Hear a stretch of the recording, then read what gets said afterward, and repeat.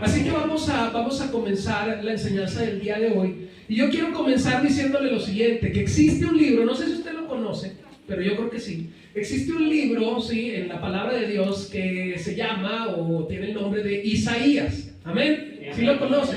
Este libro está en el Antiguo Testamento y nos habla precisamente de un acontecimiento que pareciera estar sucediendo en tiempo presente, pero eso es a causa del tiempo verbal que se maneja.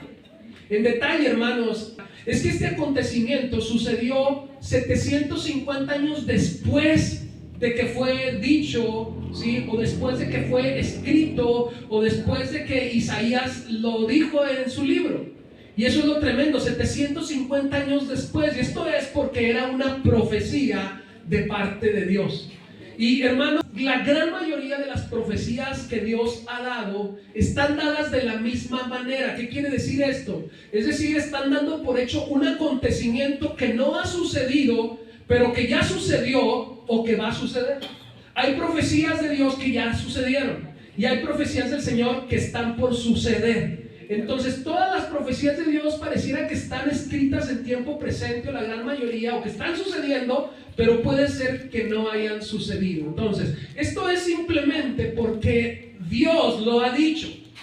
Y si Dios lo ha dicho, iglesia, entonces esto es que se va a cumplir. Toda profecía y toda palabra de Dios se va a cumplir. Amén. Entonces, ¿quién diría, iglesia, que un niño, escúchenlo bien, nacido en un pesebre, sería Dios hecho hombre? ¿Quién diría esto? ¿Quién pudiera imaginarse esto? ¿Quién diría que ese niño que nació de la manera más humilde iba a ser el príncipe de paz, aquel que restablecería la relación entre Dios y quién?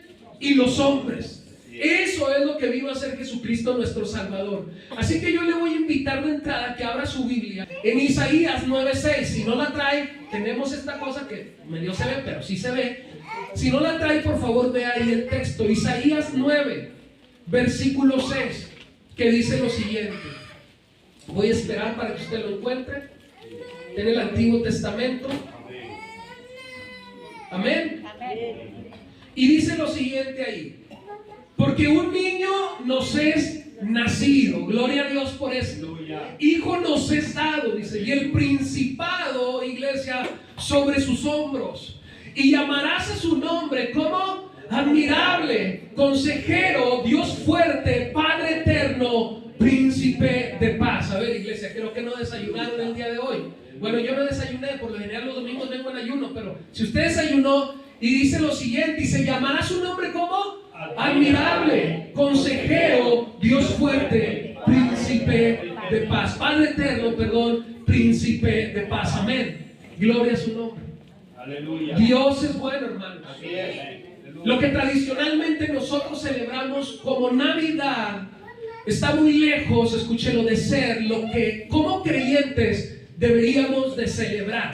Y usted me va a decir, pastor, es que esto ya no lo ha venido diciendo. Sí, durante todo el mes de diciembre se lo vengo diciendo y hoy no es la excepción. Para un verdadero cristiano, el verdadero significado de la Navidad debe de llamarse, ¿cómo? Jesús. Debe de llamarse Cristo. Y es por eso que es indispensable reflexionar en este texto que acabamos de leer en Isaías, que nos habla precisamente de la llegada de ¿quién? De nuestro Salvador. Aleluya. De la entrada de Dios a un mundo que estaba perdido, a un mundo que está perdido, a un mundo que está corrompido. Y esto es importante sobre todo porque Jehová, iglesia, había retirado su gloria, escúchenlo bien, 400 años antes de que Jesucristo viniera o Jesucristo llegara. Un periodo entre el Antiguo Testamento y el Nuevo Testamento donde Dios guardó silencio. Dice la Escritura que durante ese tiempo no hubo profecía. Yo les digo y les pongo como dicen, los mariachis callaron, ¿verdad? Yo les digo aquí, los profetas callaron. No hubo profecía dada de parte de Dios para que se dijera al pueblo de Israel. Esto hace, iglesia, que el nacimiento de Jesús, nuestro Salvador, sea realmente importante y relevante para toda la humanidad. Escuchen, 400 años donde no habló el Señor y viene el nacimiento de nuestro Señor. Ahora, este texto es conocido, escuchen, Porque se escucha muy bien, ¿no? Cuando lo decimos, cuando lo leemos, es muy bonito. Y en estas fechas este texto se vuelve viral en las redes sociales. Pero este texto está muy lejos de hacerse viral en nuestras vidas. Hay muchas cosas que se hacen virales en las redes, que nosotros publicamos y nos llenamos la boca de esos textos, pero que realmente no se hacen virales en nuestra vida y no los vivimos. Y por eso el versículo 6 dice: porque un niño nos es nacido. Un niño nos es nacido, hijo nos es ¿qué? Dado. Ahora, ¿cómo es que este niño nos ha sido dado? ¿Cómo es que este niño nos ha sido entregado o nos ha sido nacido? Dice así, que nos ha nacido como si nos hubiera nacido a nosotros. ¿En qué condiciones o en qué circunstancias es que este niño ha nacido? ¿Quién lo ha dado? ¿Para qué ha sido dado? ¿A quién ha sido dado? Esas solo son algunas preguntas, iglesia, que nosotros debemos de contestar, no solamente para este texto o no solamente para esta enseñanza, sino cada porción de la Biblia tenemos que analizarla haciéndonos este tipo de preguntas para poder entender el verdadero sentido de lo que Dios quiere hablar. Y tenemos que hacerlo no con la intención de encontrar alguna falta. No ese es el motivo de preguntarle o de preguntarnos o hacernos cuestiones o de cuestionar el Evangelio.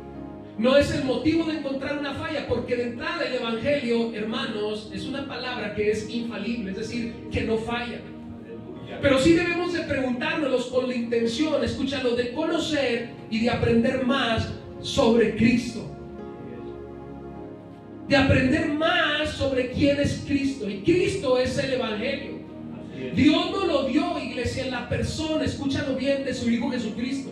Y el Evangelio no es otra cosa que el mensaje de ¿qué? Del nacimiento. Que el mensaje de ¿qué? De la muerte. Que el mensaje de ¿qué? De la resurrección de Jesús. Amén. Ese es el Evangelio. Cristo es el Evangelio de la misma manera que el Evangelio es Cristo. Y lo primero que este texto nos revela es que un niño nos es nacido, un hijo nos es dado. Lo cual nos responde la primera pregunta que nos acabamos de hacer. ¿Cómo es que ha nacido este niño? Nos habla de la forma en la cual Jesús llegó, en la cual nuestro Salvador llegó, en forma de un niño común y corriente, como tú y como yo. Esa fue la forma en la que nació Jesús, el cual finalmente se vació. Escúchalo bien, esto es, se despojó de su deidad, se despojó de esa naturaleza de Dios que tenía para tomar una naturaleza humana. El Verbo, dice, se hizo carne y habitó entre nosotros, así lo dice Juan. El Verbo se hizo carne y se humilló, dice Pablo, haciéndose ¿qué, hermanos? Uno con nosotros, y nos fue dado como un regalo. Yo quiero que tú entiendas algo, y yo quiero que entendamos algo, que esto no es algo por lo cual nosotros pagamos. Tú lo pagaste para recibir la bendición de tener a este Salvador. No es algo que nosotros ganamos como resultado de ¿qué? De nuestro esfuerzo, no lo es. Yo quiero que tú entiendas que esto no es algo que logramos por méritos propios, sino que nos fue regalado, nos fue dado. Amén. De manera que detrás de esto, hermanos, hubo algo, hubo un padre que estuvo dispuesto a desprenderse de su hijo. Un padre del cual Juan nos dice en el versículo que Natán tocaba hace tiempo, Juan 3:16, que nos dice de él, ¿qué dice? Porque de tal manera, escúchalo bien, porque de esta manera, dando a su hijo, desprendiéndose de su hijo, amó Dios al mundo, que ha dado a su hijo unigénito, para que todo aquel que en él cree que no se pierda, mas tenga vida eterna. Dios nos regaló a su hijo. Y esto es algo, iglesia, que no podemos pasar por alto. Porque si tú eres padre o si tú eres madre, ¿darías a tu hijo para que muriera por alguien? Escúchalo, que es culpable, ¿lo harías? No. ¿Darías a tu hijo? No, iglesia. ¿Lo darías si supieras que él iba a ser azotado con un flagelo hasta ser desgarrada su carne? ¿Lo darías? ¿Sabiéndolo lo harías? No. ¿Lo darías si tú supieras que literalmente sería crucificado, sus manos perforadas, sus pies perforados? ¿Lo darías? Por supuesto que no lo haríamos. Si tú supieras que algo le va a pasar a tu hijo, ¿no harías algo para que no sucediera? Pues Dios así lo hizo, iglesia. Nos dio a su Hijo para ocupar nuestro lugar, el lugar que a nosotros nos correspondía. Dice la palabra que traspasado fue por nuestras rebeliones y molido por nuestros pecados. Eso fue lo que hizo el Padre. Y entonces dice, y el principado, dice el texto en Isaías, sobre sus hombros. Esto es que Él cargó, escúchalo, no solo con la responsabilidad de gobernar todo lo que había sido creado, sino con la responsabilidad de llevar en sus hombros el destino de la humanidad. Y con esto, iglesia, reconciliar a los hombres con el Padre Celestial. Para eso nació Jesucristo, para reconciliarnos con el Padre Celestial. Pues para muchos, iglesia, esto va a seguir pasando desapercibido. Esto va a seguir pasando por alto.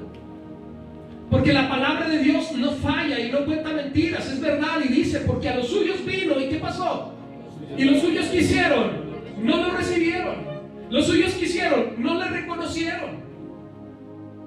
Para muchos la Navidad seguirá siendo una oportunidad más de publicar en redes sociales Isaías 9:6, un texto que se escucha muy bien. La pregunta es si para nosotros seguirá pasando desapercibida esta verdad. Porque un niño nos es nacido y el principado, dice, sobre sus hombros. La responsabilidad de reconciliarnos la lleva Él. Él vino en una forma inesperada, iglesia. Y lo vemos, y si lo vemos desde una óptica humana, imagínate tú esto, Él vino de una forma incluso inapropiada. Porque siendo príncipe, es decir, siendo hijo de un rey, nació en un pesebre, rodeado de animales, escúchalo bien, carente de un festín y en una aldea pequeña llamada Belén. No nació en Roma, no nació en Jerusalén, en medio de una fiesta, en medio de un banquete, en medio de una celebración, con todas las comodidades, sino de la forma más humilde en la cual hubiera nacido o podido nacer el Hijo de Dios. Imagina esto, iglesia, qué golpe es para los predicadores de la prosperidad. Ellos no hubieran podido recibir a este Salvador. A un Salvador que llegó naciendo en un pesebre, en un lugar destinado para animales. Eso va en contra del Evangelio de la prosperidad. No hubieran podido recibirlo. Este es un golpe para eso. ¿Y quién pensaría que alguien que nace en esas condiciones sería quien llevaría sobre sus hombros, así como lo dice, el gobierno tanto del cielo como de la tierra, y el principado sobre sus hombros? Nadie lo pensaríamos. Nadie imaginaríamos que esto sucedería en medio de un mundo que no le recibió, en medio de un mundo que está ocupado, escúchalo bien, en sus afanes y viviendo en sus comodidades, sin deleites y placeres, viviendo para sí mismo. Así está el mundo. Pues esta es una radiografía, iglesia, de la forma en que muchos cristianos se encuentran viviendo al día de hoy. Quizás en este preciso momento, aquí en este lugar, iglesia, y voy a ser directo, alguno esté afanado y preocupado pensando en las cosas que saliendo de aquí tiene que llegar a hacer a su casa para preparar la cena y preparar la reunión. Viendo a ver a qué horas va a terminar el pastor la predicación, porque se tiene que ir a hacer todas estas cosas, y te lo digo con conocimiento de causa. Unos preocupados por los regalos, no solamente aquí, iglesia, en muchas más iglesias, muchos están afanados en este tiempo. Muchos están afanados por las cosas que dejaron de hacer porque tenían que venir a la reunión, porque si no el pastor iba a predicar de esto, iba a decir todas estas cosas. Algunos que incluso prefirieron o decidieron ni siquiera venir a la reunión para hacer sus pendientes. Imagínate tú eso. Eso es menospreciar este acontecimiento, es menospreciar el nacimiento del Salvador, pasando totalmente por alto la razón verdadera de la Navidad, olvidando por completo que hermano, escucha esto por favor, es duro, olvidando por completo que el Señor regresará por segunda vez. Pero ahora va a venir el Señor en gloria, dice la palabra, para arrebatar a los que le pertenecen, a los que son suyos. Estamos pasando por esto, pensando, bueno, esta es la Navidad y no me importa, yo tengo que hacer cosas antes de hacer y antes de ir a la iglesia. No, yo tengo que recoger la casa, porque en mi casa van a ir a cenar toda la familia y a mí me tocó y yo tengo que hacer todas estas cosas. Estamos afanados por las cosas de este mundo, pero sabes una cosa, el Señor va a venir por segunda vez. Y si la primera profecía del nacimiento de Jesucristo se cumplió cumplió, también se va a cumplir esta profecía que está dada, que el Señor vendrá por segunda vez por aquellos que le pertenecen y son suyos. El Señor va a cumplir sus profecías. Pero ¿cómo nos va a encontrar, iglesia? ¿Qué vamos a estar haciendo cuando Él llegue? Te va a encontrar preparando la cena de Navidad y haberle dicho al culto: hoy no tuve tiempo para venir porque tenía que hacer todas estas cosas. ¿Cómo nos va a encontrar? Afanados y ocupados en nuestras cosas personales o guardando la voluntad de Dios. El texto en Isaías sigue diciendo: y se llamará su nombre admirable, consejero, Dios fuerte, Padre eterno, príncipe de paz. Wow. Si de alguien podemos decir admirable, es precisamente de Jesucristo. Él fue, iglesia, Él es y seguirá siendo admirable por la eternidad. Si hay alguien, iglesia, que es digno de alabanza, que es digno de alabar, que es digno de honra, es precisamente nuestro Salvador Jesucristo. Amén. ¿Y por qué Él es admirable? Porque ¿quién de nosotros dejaríamos toda nuestra riqueza si la tuviéramos? ¿Quién? ¿Quién se desprendería de todo lo que ha hecho con su esfuerzo, quizás con su trabajo? ¿Quién se desprendería? ¿Quién dejaría una posición de comodidad, si es que la tiene? Una posición donde no te falta nada, donde no careces de nada, donde tienes un puesto elevado. ¿Quién lo dejaría? ¿Qué príncipe se despojaría de su poder y de sus riquezas para vivir en humildad como lo hizo Cristo Jesús? Dígame usted, ¿quién lo haría? Eso solamente pasa en las películas, he visto varias de esas, donde el príncipe por amor deja todo lo que es para poder casarse con la muchacha que no tenía nada. Esto solamente pasa en las películas. El Señor es admirable porque dejó su posición y su deidad para venir a la tierra, iglesia, y padecer por los pecados de otro. Por eso Él es admirable. Él es admirable, iglesia, ¿por qué? Porque se despojó de toda gloria. ¿Para qué? Para nacer en un pesebre, entre animales y en un establo, iglesia, perdiéndolo, dejando o pudiéndolo tener todo. Él es admirable porque en un tiempo dejó su trono y dejó a su padre. Dejó de hacer todo esto que Él podía hacer como Rey de Reyes y Señor de Señores para reunirse con unos discípulos, escúchalo bien, que luego lo abandonarían y lo traicionarían. Por eso Él es admirable. ¿Quién de nosotros se va a juntar sabiendo que lo van a traicionar con alguien que lo va a traicionar? Nadie.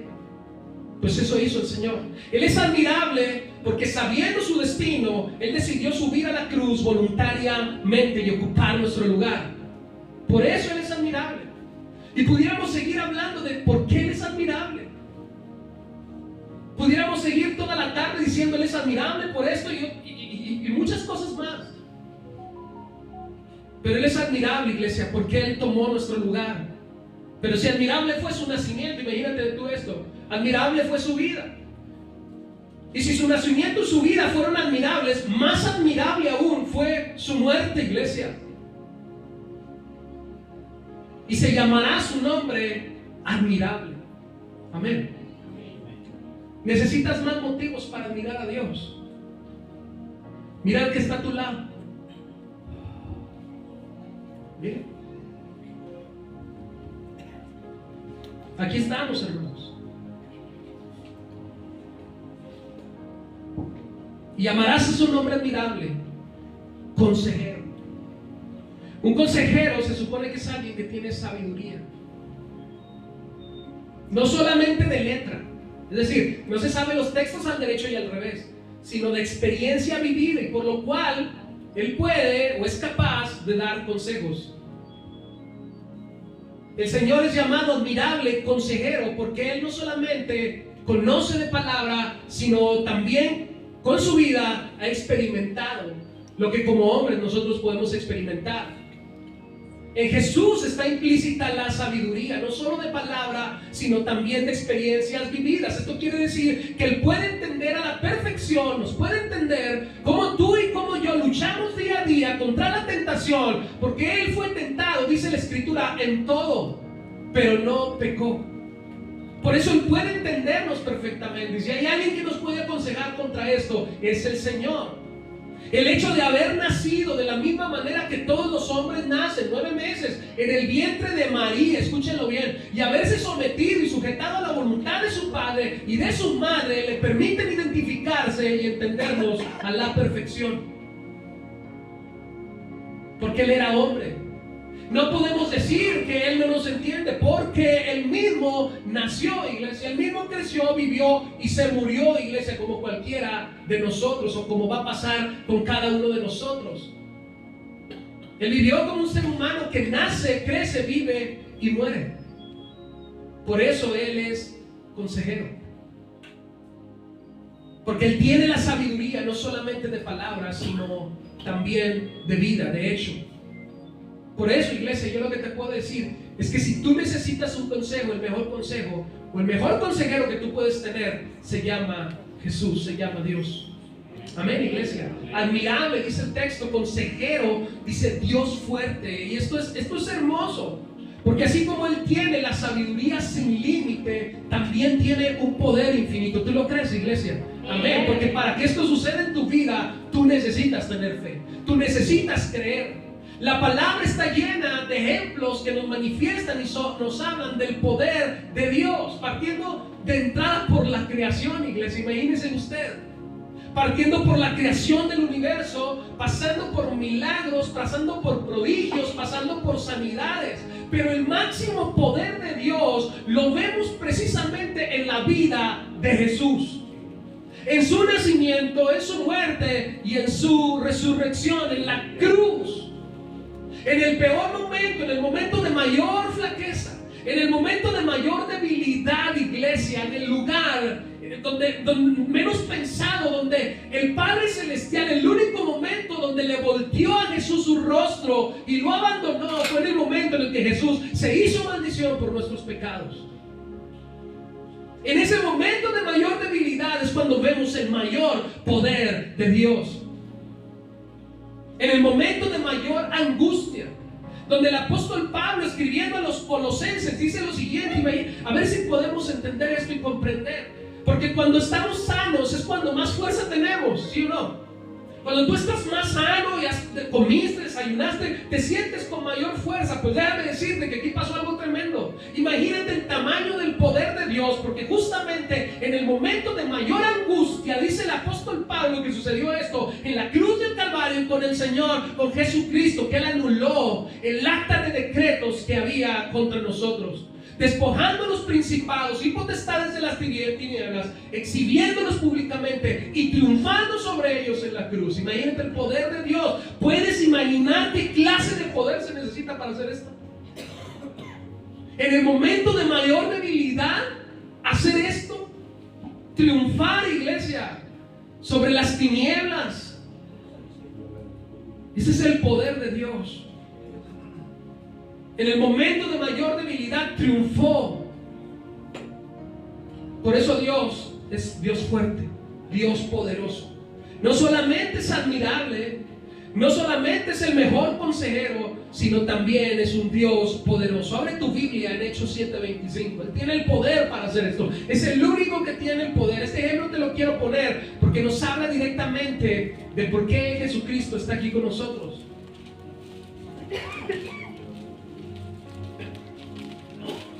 Hebreos 7:25 dice lo siguiente: por lo cual puede también salvar perpetuamente a los que por Él se acercan a Dios, dice, viviendo siempre para interceder por ellos. Imagínese usted, por lo cual puede también salvar. Es por ese poder de Dios en la cruz del Calvario, por lo cual también puede salvarnos perpetuamente. El único que tiene poder para salvarnos una sola vez y para siempre, esto es perpetuamente, se llama Jesús. Amén, iglesia. Amén. Y se llamará su nombre, pues, admirable, consejero, Dios fuerte. Él es el único que puede proveernos la salvación. Dios fuerte, dice el texto, Padre eterno. Esto es Padre para siempre. Imagínate tú eso. Nunca perder a tus padres. ¿Cuántos todavía tienen la dicha de tener a sus papás? Hay varios, ¿verdad? Yo ya no. Pero hay varios que lo tienen. Imagínate esto, Padre eterno. Esto es Padre para siempre. Él no solamente es el buen pastor, Él es un buen Padre. Y ese Padre se ha compadecido de todos nosotros que somos pecadores. Y por eso debemos estar aquí, iglesia. Por eso este lugar debe de llenarse domingo a domingo, no por otra cosa. Se debe llenar por agradecimiento a Dios, por lo que ha hecho en nosotros. Debemos invertir tiempo en Él por eso, por agradecimiento. Aquel que no ha conocido a Dios, es muy difícil que sea agradecido con Dios y diga, no, a ver, mi cena se va a esperar. O como en mi casa, ¿verdad? Mi señora ayer se la partió haciendo la cena desde ayer. Digo, no es que la ande presumiendo, ¿verdad? Pero esa es la verdad. O sea, soluciones hay cuando queremos, iglesia. Y dígame usted, si deja uno las otras responsabilidades. No, iglesia. Él no solo es el buen pastor, Él es nuestro Padre eterno, que se ha compadecido de nosotros, que somos pecadores. Y debemos de ser agradecidos por esto. Abra su Biblia en el Salmo 103:3. Dice, como el Padre se compadece ¿de quién? De los hijos. Está haciendo una comparación, dice, se compadece Jehová. ¿De quién? De los que le temen. Wow. De manera que una vez que genuinamente nosotros le hemos recibido, Él nos adopta como sus hijos, una vez y para siempre. Esa es la salvación. Él es nuestro Padre eterno. Y cuando tú le recibes, tú te conviertes en su hijo por la eternidad, iglesia. Por lo que muchas veces también nos ama, nos corrige también y nos disciplina. Pero bueno, esto es otro tema, pero esa es la verdad. Pero ¿quién es este niño? Escúchalo bien. ¿Cómo un niño puede ser nuestro padre? ¿Cómo entendemos esto? O sea, ¿cómo es posible que un niño pequeño, por decirlo así, pueda ser llamado así? Pueda ser nuestro Padre eterno. Para esto, iglesia, necesitamos aprender o entender o escudriñar la Escritura y darnos cuenta de aquella conversación que tuvo Felipe con Jesucristo. Y Felipe le dijo a Jesús que él quería ver al Padre. Y Jesús le respondió lo siguiente: el que me ha visto a mí, ¿qué? Ha visto al Padre, porque yo y el Padre uno somos. ¿Por qué este niño puede ser nuestro Padre eterno? ¿Por qué un niño puede serlo? Porque Él y el Señor, porque Dios Padre y Dios Hijos, uno mismo son. Admirable consejero, Dios fuerte, Padre eterno. Y finalmente dice el texto, príncipe de paz. ¿Se da cuenta? Ya casi terminamos. No crea que soy un pastor inconsciente. Yo sé que usted tiene cosas que hacer en su casa. Pero no podemos poner pretextos de venir un tiempo a recibir el mensaje de Dios y compartir el mensaje de Dios. Dice aquí el texto, admirable consejero, Dios fuerte, Padre eterno, príncipe de paz. Jesucristo es príncipe, ¿por qué cree usted? Pues porque es hijo de un rey, así de sencillo. Y Él nació para una cosa, hermanos, para venir a restaurar, escúchalo bien, una relación que se había roto entre Dios y los hombres. Por eso Él es el príncipe de paz. Él vino a restablecer la paz. Él vino a hacer ese vínculo de paz, iglesia, que faltaba, que se había perdido entre Dios y los hombres a causa de nuestro pecado. Y hay un mundo hoy en día que sigue enemistado. Y esta parte y este último atributo o este último nombramiento o nombre, porque eso es de nuestro Señor, príncipe de paz, iglesia, es un atributo, es un nombre que sigue estando presente y está abierto para todos, iglesia, porque hay un mundo que sigue enemistado con Dios. Pero aquí tenemos a nuestro Salvador. Y yo no sé si esto es espiritual o no, iglesia, pero no sé si lo dejaron al último, príncipe de paz, precisamente pensando en dejar abierta esa posibilidad, en decir, el Señor sigue estando vivo para aquellos que le buscan. El Señor sigue trayendo paz para todo aquel que se acerca a Él. Y Él está aquí disponible para todos nosotros, iglesia. Él vino a traer paz a la humanidad en medio de un mundo que se encontraba y se encuentra atribulado y afanado por las cosas terrenales. Por eso Él es nuestra paz. Él es, o Él son, o Él es las nuevas de gran gozo. No solo para ti, no solo para mí, sino para todo aquel que le recibe. Y te digo, no sé si esto lo hizo así el Señor adrede y lo dejaron al último, pero esta es una puerta abierta para todo aquel en este tiempo que quiera recibir al Señor. Él es el príncipe de paz que está dispuesto a restablecer la relación entre Dios y los hombres. Amén. Aleluya. Lucas 2, 9, 11. Mira tu Biblia, último versículo. Lucas 2, 9, 11.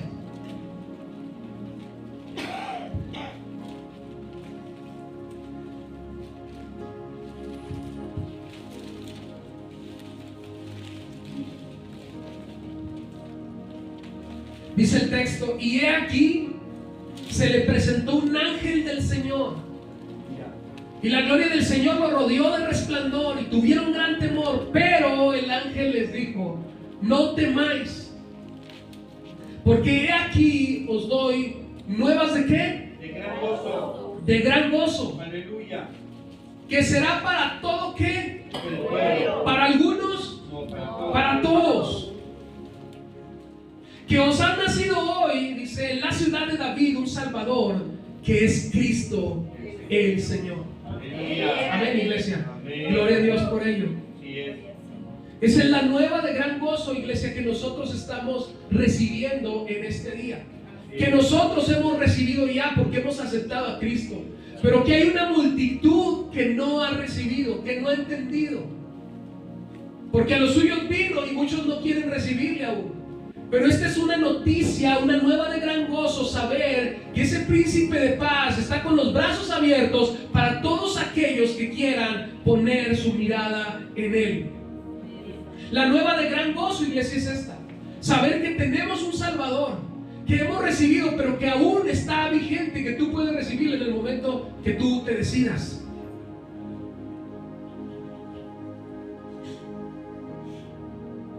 Es por medio de Él que nosotros tenemos paz para con Dios.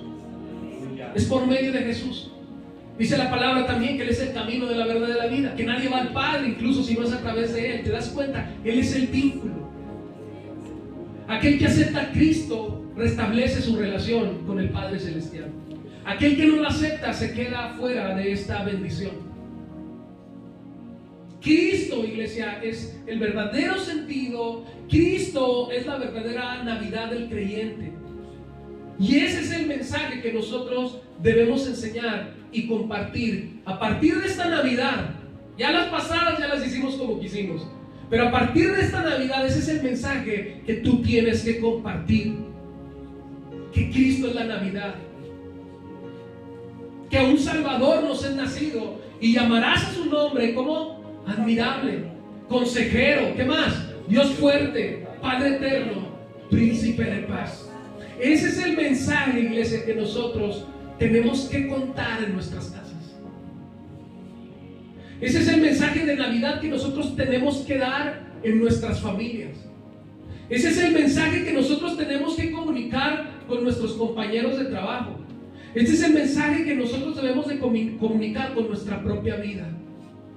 Que nos ha nacido un Salvador. Aleluya.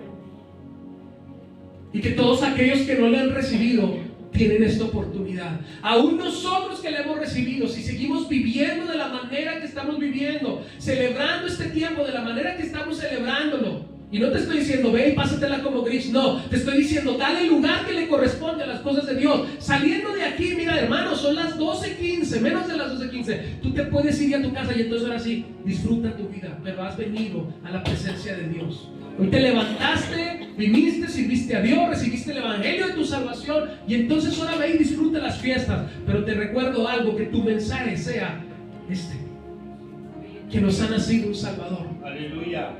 Que tu prioridad sea el Señor. Y no me adelanto porque viene el año nuevo, imagínese usted. El año nuevo, los propósitos. Que tu prioridad sea el Señor. Por favor, Padre, te damos gracias, Dios. En esta tarde, Señor, yo me siento agradecido, Dios, contigo, Señor, por la oportunidad que me diste en esta mañana, Señor, primero de despertar, Dios, de estar en pie, Señor, de saber que venía a este lugar, al lugar de tu presencia, a reunirme con mis hermanos, a reunirme con los santos, a reunirme con la familia, Padre Celestial. Gracias, Dios, porque tus bondades son buenas, Dios, y tu misericordia es nueva cada mañana sobre nuestras vidas, Padre. Gracias, Señor, por darnos la oportunidad, Señor, de estar llegando hasta estas fechas, Señor, y de poder estar en pie, Señor, de saber que tenemos en ti, Señor, un Dios admirable, un Dios que nos aconseja, un Dios, Señor, que nos fortalece, un Padre, Dios, por lo cual no somos huérfanos, y también alguien que restablece, Señor, y está intercediendo por nosotros en todo tiempo delante de la presencia del Rey. Hoy en esta tarde, Padre Celestial, nosotros nos unimos a ti en señal de agradecimiento, Dios, para darte la gloria, para darte la honra, para decirte, Señor, Padre, que nuestro anhelo, que mi anhelo, Señor, en mi corazón está el servirte cada día con mayor excelencia. Está, Señor, el poder compartir las buenas nuevas de salvación, Señor, con gozo, con alegría, Dios Padre Celestial. Y es lo que pedimos hoy, Señor, que el mejor regalo, Dios, que nosotros podemos entregarte a ti, Señor, en este tiempo, Dios, es nuestras vidas consagradas a ti, Padre Celestial. Despierta en nosotros, Señor Padre, el querer y el hacer, Señor, para acercarnos a ti, para buscar cada día más de ti, Señor, para encontrarnos contigo, Dios, para darte el lugar que a ti te corresponde, para ponerte como una prioridad en nuestras vidas, como el principio de cada cosa, de cada actividad, de cada acción, de cada pensamiento, de cada palabra que hablemos, Señor. Estés tú, Señor, delante de todo esto, Padre Celestial. Ayúdanos a honrarte, Señor, no solo de palabras, sino a través de cada uno de nuestros hechos. Dios, hoy, Padre, pongo en tus manos esta congregación. Pongo en tus manos a cada uno de los que asisten a este lugar, aún aquellos que no pudieron asistir, aún aquellos que decidieron no venir, aún aquellos que trabajaron, aquellos que están enfermos, Señor. A todos los bendecimos, Dios, y los ponemos en tus preciosas manos, Padre, pidiéndote, Dios, que nos permitas pasar sobre todas las cosas, Señor, un tiempo de amor, Dios, un tiempo de perdón, Dios, un tiempo de armonía, Dios, en nuestras casas, Padre. Que todo, Señor, aquello, Señor, que muchas veces pueda molestarnos o incomodarnos en estas fechas, Dios, Señor, lo dejemos de un lado, Dios, y pongamos nuestra mirada en ti. Que tú seas el centro de nuestras reuniones, Padre. En esta tarde yo te bendigo, iglesia, y le pido a Dios que te permita pasar una feliz Navidad, que te permita pasar un feliz tiempo con tu familia, con lo que vayas a cenar, sean tamales, sean frijoles, sea pavo, sea una pierna, un cordero, lo que sea que vayas a cenar, pero que todo sea siempre dándole gracias a Dios. Hoy yo me siento agradecido por el alimento que tú nos has dado a lo largo de este año, Señor, por el alimento espiritual, Señor, que es el que nutre mi espíritu, Dios. Y te pido, Dios, que así sea, Señor, también en este día sobre la vida de cada uno de mis hermanos. Que no se nos olvide que tú eres nuestra prioridad. Padre, toda la gloria y toda la honra sean para ti, en el nombre de Jesús. Amén y amén.